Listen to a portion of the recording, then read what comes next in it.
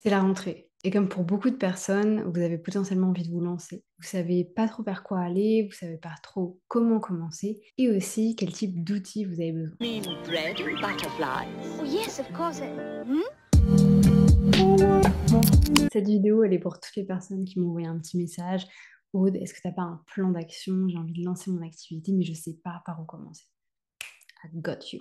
On va voir ensemble aujourd'hui, dans un premier temps, les outils qui, d'après moi, sont vraiment nécessaires quand on se lance, et bien entendu, très petit budget. Et ensuite, on va voir un petit peu un plan d'attaque. Que doit-on faire quand on a envie de lancer son activité? Je vais vraiment vous faire une vidéo comme si moi, demain, je repartais de zéro. Quels outils j'utiliserais et quel serait mon plan d'action? On se retrouve sur mon écran d'ordinateur. On va voir dans un premier temps les outils. En ce qui concerne les outils, il y en a pas mal comme vous pouvez le voir, mais finalement ça ne revient pas à grand-chose. Le premier, non négociable, Google Agenda. Pour moi, il est vraiment utile, que ce soit pour vous organiser ou pour la planification. C'est vraiment essentiel d'avoir Google Agenda. Le deuxième, c'est Zcall. Zcall, en fait, va vous servir à faire de la prise de rendez-vous. Si vous voulez, c'est Calendly, mais dans une différente version. D'ailleurs, si jamais vous avez envie de savoir un petit peu les différences entre Calendly, Google Agenda et Zcall, abonnez-vous à la chaîne car la vidéo sort vendredi. Ensuite, bien entendu, je me créerai un compte Stripe directement. Stripe, à quoi ça sert? C'est un outil de gestion de paiement en ligne. La plupart du temps, quand vous achetez une formation ou des produits sur des sites style e-commerce, ce genre de choses, vous allez passer par l'outil Stripe. C'est lui qui va permettre de faire le lien entre le paiement avec une carte bancaire de quelqu'un et votre site web. Ensuite, bien entendu, System.io. Personnellement, je prendrais la version à 27 €, tout simplement parce que la version juste en dessous va vous bloquer un petit peu au niveau des automatisations. Et c'est quand même plus intéressant de partir sur celle à 27 €. System.io, qu'est-ce que c'est? Je vous ai fait une petite vidéo juste ici qui vous explique absolument tout sur la plateforme. En gros, c'est un outil de gestion du tunnel de vente, mais ça vous permet également d'héberger vos formations, de mettre vos freebies, de faire votre newsletter, de faire des campagnes mail, de faire de l'affiliation. Clairement, sur Stem.io, vous avez tout. Et la version à 27 €, voire même la version gratuite, honnêtement, est très utile. Mais au moins, à 27 €, vous êtes tranquille. Ensuite, on va voir Notion, bon, sans grande surprise, parce que pour moi, c'est vraiment le meilleur outil pour pouvoir organiser tout son business. Et d'ailleurs, si je fais un petit peu le lien, parce qu'on m'a posé la question récemment de est-ce que je comptais faire une formation en fait sur l'outil Notion en version payant. Et la réponse est non. Et ce sera sans doute non pour toujours. La raison est extrêmement simple. C'est que quand on se lance, on va justement tendance à avoir beaucoup de dépenses à faire. Et quand on se lance, c'est pas forcément des investissements dans notre tête, mais c'est des dépenses. Et moi, je trouve ça compliqué en fait de me dire qu'il y a des personnes qui vont vouloir devoir payer une certaine somme pour suivre des formations, alors que clairement, ça peut être très utile, du moins au début, pour comprendre les bases, de consommer des contenus gratuits, quitte à ensuite aller vers des formations payantes. Mais dans un premier temps, il faut qu'il y ait du contenu gratuit. C'est essentiel pour pouvoir comprendre l'outil et savoir si finalement ça va nous plaire. Ensuite, au niveau de la facturation, personnellement, j'utiliserai Times. C'est déjà ce que j'utilise maintenant dans une version payante parce que du coup, j'ai des comptables, etc. Mais Times va vous permettre d'avoir une version gratuite qui vous permet de faire de la facturation, des devis, de gérer un petit peu vos clients. Et honnêtement, la plateforme est fantastique, très friendly à utiliser. Les devis et les factures sont jolis si vous voulez. Donc clairement, je conseille Times. Ensuite, Drive, ou si vous voulez la suite Google, clairement pour toute la gestion de documents, ce genre de choses, Gmail, etc. Je ne l'ai pas noté là, mais bien entendu, ça compte. On va voir ensuite Canva, donc pour tout ce qui va être création de visuels. Canva, j'aurais pris directement la version payante parce que rien que pour enlever le background, l'arrière-plan, il y a plein de choses en pro qui sont quand même beaucoup plus faciles. Donc clairement, j'aurais pris la version Canva Pro. Ensuite, Loom, je me serais quand même fait un compte. Aujourd'hui, j'utilise énormément Loom. Ça me permet de faire des petites vidéos en fait quand je fais des retours clients. Il y a une limite qui fait que vous ne pouvez pas faire plus de 25 vidéos et les garder. Et elles ne peuvent pas faire plus de 5 minutes. Mais en soi, si vous savez que vous allez devoir faire plein de petites vidéos à droite à gauche pour faire des retours clients, ce genre de choses, c'est hyper utile d'utiliser l'outil Loom. Donc tout ça, concrètement, ça vous reviendrait à peu près à 38,99 par mois ou du coup sur l'année 467. Et si jamais vous décidez de payer en un coup, donc Canva on est à 109,99 en une seule fois et System.io on est à 228, ce qui fait du coup un total de 337,99. Donc clairement c'est plus intéressant d'acheter en fait la totalité directement. Mais voilà, si vous avez envie de tester, vous n'êtes pas forcément sûr de où vous allez aller avec votre activité, vous pouvez très bien faire le paiement mensuel. Honnêtement, il n'y a aucun souci là-dessus. Je vous fais un petit point du coup sur moi, mes frais actuels, parce que j'en suis du coup à 1 762 € à l'année, bien entendu, pas au mois, mais on va voir ensemble où est-ce que je dépense tout ça. Dans un premier temps, on a Notion, j'ai forcément la version payante, ça c'est non négociable, je suis obligée de l'avoir par rapport à la manière dont je travaille et le nombre de personnes avec qui je travaille, mais ça ne coûte que 90 € par mois. La suite Drive, je la paye 30 € parce que j'ai des extensions un petit peu à droite à gauche. Times, je le paye 320 € à l'année, donc ça c'est payé finalement, c'est lissé en fait avec ma comptabilité. Spotify, je le paye 155 € à l'année parce que j'ai un duo compte et du fait que moi et mon conjoint soyons en société, on travaille de chez nous, on écoute de la musique la journée quand on travaille. C'est considéré comme frais de société également. Ensuite, j'ai Loom que je paye 90 €. Tela que je paye 180 €. Tela, c'est un outil similaire à Loom, mais qui est beaucoup plus esthétique, sur lequel vous pouvez mettre un petit peu vos, comment dire, c'est plus joli. C'est juste beaucoup plus joli. C'est aussi beaucoup plus cher. Je ne sais pas du tout si je le garderai pour l'année prochaine. Ceux qui ont un peu suivi mes aventures sur Instagram, j'ai eu beaucoup de problèmes avec Tela, avec des soucis de mauvaise connexion au niveau du temps et de la caméra, ce qui a été très compliqué pour moi. J'ai perdu en tout et pour tout YouTube et formation peut-être 60 vidéos. Je dis ça, je rigole, c'est pas drôle du tout, mais voilà. Donc je sais pas si je renouvellerai avec Taylor en tous les cas par la suite. Zoom Pro, 139 €, étant donné que moi je fais beaucoup de Zoom, j'ai eu des coachings de groupe, forcément il me fallait Zoom Pro également. System.io, moi j'ai une version, j'ai pas la version top du top, je crois que j'ai la version webinaire, donc c'est l'entre-deux, qui est du coup à 380 à l'année. Ocha pour mon podcast, Canva, bien entendu, et Zoom. Alors Zoom que j'ai mis 2 fois. Alors du coup, j'ai un peu moins de frais, je pense, parce que Zoom, apparemment, je l'ai mis 2 fois. Donc voilà, en gros, on est à peu près à 1 600 € de frais à l'année, ce qui n'est pas énorme rapporté comme ça. Et clairement, ce sont des outils que j'utilise absolument au quotidien pour chacun d'entre eux. Donc ça vaut complètement, complètement la peine. Donc ça, c'était vraiment pour la partie outils. Petit point là-dessus, je pense que c'est important de le dire, ça sert à rien d'aller essayer de trouver les meilleurs outils pour faire telle ou telle chose, d'essayer vraiment de tout faire comme vous pouvez voir sur les réseaux. Il y a plein de gens qui vont choisir d'aller vers un format ou un autre. D'ailleurs, une vidéo qui m'a beaucoup été demandée, vous me direz si vous voulez que je vous la fasse, la différence entre System.io, Podia, Kajabi, Teacheasy et tout ce qui s'ensuit. N'hésitez pas à me le dire dans les commentaires et à ce moment-là, on fera un petit point également là-dessus. Mais en tout cas, pour moi, ça, c'est vraiment des outils qui peuvent largement, largement vous permettre, la première année, de commencer à vivre de votre activité sans souci, uniquement avec ces outils-là. Maintenant, on va passer un petit peu au plan. En gros, qu'est-ce que je ferais si moi, demain, je devais me relancer un petit peu? J'ai divisé ce plan en deux choses, le plan background et le plan branding, qui serait en finale un peu le background et un petit peu ce que je montrerai, si vous voulez, à la face du monde. Au niveau du background, c'est assez simple vu comme ça. J'ai pas mis tout le détail parce que sinon on a pour 2 heures. Et dans tous les cas, rappelez-vous bien que j'avais fait une vidéo, enfin j'avais fait une série de vidéos, comment démarrer son business de zéro. Vous avez, je crois, 16 vidéos au total qui reprennent tous ces sujets. Donc n'hésitez vraiment pas à aller voir la série si jamais vous le souhaitez. Donc, dans un premier temps, moi ce que je ferais, c'est, alors je ne l'ai pas mis, mais bien entendu, c'est quoi mon expertise? Comment est-ce que je peux aider les gens? Moi, ça m'est venu hyper naturellement, cette partie organisation, productivité, mais c'est peut-être pas le cas pour vous. Donc, trouver cette expertise, trouver cette petite chose qui vous donne envie, c'est déjà très important. Ensuite, comprendre l'offre et la demande. Ici, c'est bien comprendre la différence entre le marché et la niche, comprendre qu'il y a des parts de marché, il y a des acteurs sur ce marché qui sont vos compétiteurs, comprendre ce qu'ils font, ce genre de choses. Ensuite, bien entendu, on va travailler sur des fondations business, pourquoi, vision, mission et valeur.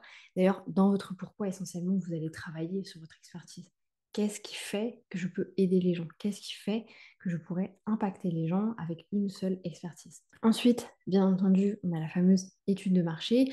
La première, c'est plus une partie théorique pour que vous compreniez. Et ensuite, la partie étude de marché, c'est dans le dur. Qui fait quoi? Où sont les concurrents? Que font les concurrents? Combien est-ce qu'ils vendent? Qu'est-ce qu'ils proposent? Quel est leur business model? Du coup, ça fait le lien avec la veille concurrentielle, forcément, de comprendre exactement ce que proposent vos concurrents et de comprendre exactement ce que veut votre audience. Et c'est vachement en lien avec la partie branding. Où sont vos clients? Qu'est-ce qu'ils attendent? Dans beaucoup de cas, j'ai soit des gens qui sont avec moi qui travaillent sur Instagram ou d'autres sur LinkedIn. Finalement, très peu sont sur les deux parce que leurs clients sont vraiment à un endroit spécifique et non pas à l'autre. Ensuite, une fois que j'ai fait tout ça, que j'ai une idée de la base, de ce qui existe, je vais regarder qui moi j'ai envie d'aider. parmi les clients, parmi l'audience qui est déjà existante, qui est-ce que moi j'ai envie d'aider? Est-ce que j'ai envie de me nicher encore plus? Est-ce que j'ai envie d'avoir une personne encore plus particulière? Quels sont les gens avec qui j'ai pas envie de travailler? Quels sont les gens avec qui j'ai envie de bosser? Une fois que ça s'est fait, j'aurai déterminé mon positionnement, c'est-à-dire à qui je m'adresse, je le sais, mais du coup, comment est-ce que je m'adresse à eux? Eux, qu'est-ce qu'ils recherchent? Comment sont mes concurrents? Quelle est moi ma personnalité? Quels sont les traits de personnalité que j'ai vraiment envie de mettre en avant? Le positionnement, c'est extrêmement intéressant parce que c'est ça qui va définir, entre guillemets, ensuite toute la personnalité un petit peu de votre branding. Et pour terminer, la partie background, je dirais valider à 100% ma niche et forcément ma première offre. J'ai bien mis première parce que pour moi, il faut vraiment commencer par une seule offre au début. C'est quelque chose que j'ai fait pendant plus de 2 ans et ça m'a pas desservi. C'est quelque chose que j'ai vu être fait par des dizaines et des dizaines de personnes autour de moi et ça ne leur a pas desservi. Donc, n'essayez pas d'aller partout. N'essayez pas tout de suite de vous créer un écosystème d'offres. Prenez votre temps, créez une offre, la bonne, vendez-la, ayez des résultats, comprenez ce qui se passe, comprenez mieux votre audience, votre client idéal et ensuite adaptez si vous le souhaitez. Bien entendu, ici, je ne détaille pas. Déjà parce que je détaille dans les autres vidéos, comme je vous disais, la série Comment démarrer un business de zéro, je vous la remets dans le i juste ici. Et tout ça, ça peut prendre des mois, des mois et des mois.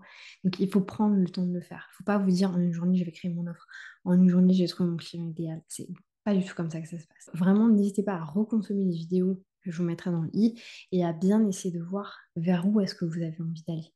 Quel est vraiment le déclic que vous avez envie de faire vivre. Une fois que j'aurai fait ça dans la partie background, moi personnellement, j'irai faire un petit saut dans la partie branding. Et c'est d'ailleurs ce que j'ai fait. Je vais vous expliquer un petit peu moi comment ça s'est passé si vous voulez. Restez jusqu'à la fin de la vidéo et je vous explique mon expérience ensuite. Ici, dans un premier temps, je choisirai le réseau sur lequel sont présents mes clients. Clairement, c'est le premier truc à faire, c'est ce que je vous disais. Moi, j'ai des clients qui sont que sur LinkedIn, d'autres que sur Instagram. Très peu sont que sur YouTube, mais ça peut arriver. Donc, choisissez le réseau sur lequel les personnes vont vous chercher. Ensuite, trouvez mon identité visuelle. Qu'est-ce que j'ai envie de dégager? Qu'est-ce que j'ai envie de mettre en avant? Une fois que j'ai choisi ce fameux réseau, j'ai un peu construit mon identité visuelle, j'irai clairement me former sur le réseau. Alors, comme j'ai mis autodidacte ou accompagnement, moi personnellement j'ai fait un accompagnement, je ne me serais pas vu le faire par moi-même parce que j'avais pas du tout les notions, je ne suivais pas du tout les bons comptes. Mais ce que je veux vous dire par là, c'est que c'est possible. Si vous n'avez pas envie de vous faire accompagner là-dessus, c'est complètement possible. Ensuite, bien entendu, une fois que j'ai été formée ou je me suis formée sur l'outil, j'aurais mis en place une stratégie de visibilité. Comment me faire connaître? Comment faire le lien entre moi et mathématiques, moi et mathématiques, moi et mathématiques. Quand les gens pensent à un truc, je veux qu'ils pensent à moi. Comment générer cette visibilité? Ensuite, une fois que j'ai cette stratégie en place, et ça fait partie de la stratégie, je crée mon freebie. Moi, personnellement, je ne l'ai pas fait tout de suite, j'ai beaucoup regretté ensuite. Donc, créer son freebie pour créer sa liste email, c'est essentiel. Une fois que ça s'est fait, que c'est mis en route, que j'ai commencé à créer du contenu, ici, j'aurais commencé à travailler un petit peu sur mon business model, mon canal d'acquisition. Encore une fois, je vous remets le i ici. Vous avez plein d'informations exactement dans ces vidéos-là. Au niveau du business model, qu'est-ce que j'ai envie de faire? Quelle stratégie j'ai envie d'avoir? C'est-à-dire aujourd'hui, je suis sur Instagram, mais demain, je vais aller où? Je vais sur LinkedIn, je vais aller sur YouTube. Aujourd'hui, j'ai ce produit-là. Mais est-ce que demain, j'aurai un autre produit? Après-demain, j'aurai un autre produit? Vraiment, réfléchissez à vos écosystèmes d'offres, au business model que vous avez envie d'avoir, au chiffre d'affaires que vous avez envie de générer. C'est extrêmement important. Ensuite, comme je l'ai mis, créer un max de contenu avec la méthode TPAA, thématique, problématique, accroche et approche. C'est pas une technique qui, je pense, existe avec cet acronyme-là. C'est pas non plus une technique que j'ai inventée, c'est juste moi qui ai décidé de l'appeler comme ça. Moi, personnellement, la manière dont je crée mon contenu, j'ai toutes mes thématiques, tous mes sujets. En fonction de mes sujets, j'ai mes problématiques. En fonction de mes problématiques, j'ai des accroches spécifiques. Et avec ces accroches-là, j'ai des approches. Là, je vous en dis pas plus, tout simplement parce que c'est ce qui fait partie de mon accompagnement et c'est ce qui fait partie de Guild, le lancement Evergreen. Je vous apprends absolument tout ça. Donc, n'hésitez pas à nous rejoindre si vous le souhaitez. Mais en tout cas, voilà, c'est vraiment ça qu'on voit à l'intérieur de la formation. Ensuite, une fois que j'aurai fait tout ça, j'aurais testé. Honnêtement, et c'est ce que j'ai fait, hein, j'ai testé sur plusieurs mois, voir les résultats, analyser les résultats. Je sais que là, on va me dire, oui, mais Aude, au début, on n'a pas de résultats. Si, vous avez vos statistiques. Vos résultats immédiats sont vos statistiques. Les résultats financiers ne viendront que ensuite. Donc, vous avez des résultats, mais il faut juste apprendre à les analyser. Ensuite, une fois que tout ça est fait, moi personnellement, j'aurais appris encore plus. Donc, potentiellement, je me serais formée pour apprendre à parler de mon offre, vendre mon offre Et surtout, passez énormément de temps dans les messages privés. Pour plein de raisons. Les messages privés, c'est ce qui va vous permettre de connaître encore mieux votre client idéal, de comprendre encore mieux comment est-ce qu'il s'exprime, de comprendre encore mieux ce qu'il recherche. Donc, passer beaucoup de temps dans les messages privés est clairement quelque chose d'important. Voilà un petit peu du coup le plan que moi j'aurais mis en place personnellement si demain je devais vraiment me relancer. Et d'ailleurs, je vais prendre quelques minutes juste pour vous expliquer un petit peu comment moi est-ce que je me suis lancée. Donc déjà, il faut savoir que je n'ai pas eu l'idée un peu toute seule. Mon conjoint est là-dedans depuis plusieurs années déjà. Forcément, la petite graine s'est plantée aussi par rapport à ça. J'ai commencé à réfléchir à mon activité, on était déjà en 2019. Ensuite, de 2019 jusqu'à octobre 2021, je travaillais toujours pour Decathlon à l'époque, j'ai créé ma première offre, j'ai créé mon premier accompagnement, j'ai fait ma première prospection si vous voulez, j'ai eu mes premiers clients, j'ai fait mes premiers coachings. J'ai bien compris que mon accompagnement fonctionnait et à partir de ce moment-là, j'ai quitté Decat. J'ai quitté Decat, je vous la fais courte, c'était le Covid, je vivais en Thaïlande, je suis retournée un peu en France, je suis rentrée à Bangkok, ça a été de pire en pire, je suis partie vivre à Barcelone, on est octobre 2021. Octobre 2021, je prends un accompagnement avec Fiona Piccoli. C'est elle qui m'a formée sur Instagram. De octobre 2021 à juin 2022, j'ai fait tout ça. J'ai créé un max de contenu. J'ai créé mon freebie trop tard parce que je l'ai créé vraiment, ça faisait bien, allez, 4 mois qu'on était en 2022. J'aurais dû le créer à la fin de l'année 2021. Je ne l'ai pas fait. C'est mon regret, c'est pas très grave. Donc entre octobre 2021 et juin 2022, je crée énormément de contenu. Je fais un premier lancement sur ma formation sur les lancements, ça cartonne. J'ai des très bonnes ventes, j'ai beaucoup de coaching, je signe pour 10 000 euros de chiffre d'affaires en mars, tout se passe très bien dans ma vie. Ça continue, ça continue, ça continue, je me dis ça marche, ok. Là, écosystème stratégique, je me lance sur YouTube. Juin 2021, c'est le lancement sur YouTube. Je vais le faire pendant 6 mois où j'aurai du coup mes offres, mon business, Instagram et YouTube. Tout se passe bien, ça grossit petit à petit, mon chiffre d'affaires augmente, je décide de lancer le podcast. Ensuite, je lance le podcast en janvier 2023 et tout s'enchaîne. Aujourd'hui, j'ai toujours le podcast, j'ai toujours la chaîne YouTube, j'ai toujours Instagram, tout se passe très bien, j'ai lancé 3 nouvelles offres, mais tout s'est fait petit à petit. Et c'est ça que je trouve hyper important de vous dire, c'est que n'essayez pas d'avoir tout là, maintenant, tout de suite. Ça prend du temps. Comme je vous disais, tout le plan background, finalement, moi, je l'ai fait en réalité. On pourrait dire que je l'ai fait à partir du début de l'année 2019, parce que c'est là où j'ai commencé à réfléchir un peu à tout ça. Mais en vrai, j'étais toujours chez Decat. Je mettais qu'un petit temps là-dedans, donc ça restait des petites choses. Par contre, vraiment, entre le moment où j'ai quitté Decathlon, c'est-à-dire juin 2021, et le moment où je me suis lancée sur Instagram, octobre 2021, là, j'ai carburé. Je n'ai fait que ça. Et j'avais pas forcément, enfin, je veux dire, mes clients venaient du bouche à oreille, j'avais pas forcément besoin des réseaux sociaux, etc. Mais c'est à ce moment-là que j'ai vraiment mis tout mon gros plan en place. Donc ça prend du temps, c'est ça que j'ai envie de vous dire. J'espère que cette vidéo de rentrée, pas du tout de rentrée, mais vous m'avez compris, vous aura plu. N'hésitez pas à me dire dans les commentaires comment est-ce que vous vous êtes lancé, est-ce que vous avez suivi un peu un plan comme celui-ci, ou au contraire, est-ce que vous êtes allé dans un mur et vous vous êtes rendu compte que vous auriez aimé avoir un plan. Moi, je vous laisse là-dessus. Je vous souhaite une bonne journée, une bonne matinée, une bonne soirée. Peu importe quand est-ce que vous allez regarder cette vidéo. Et je vous dis à bientôt pour une nouvelle vidéo.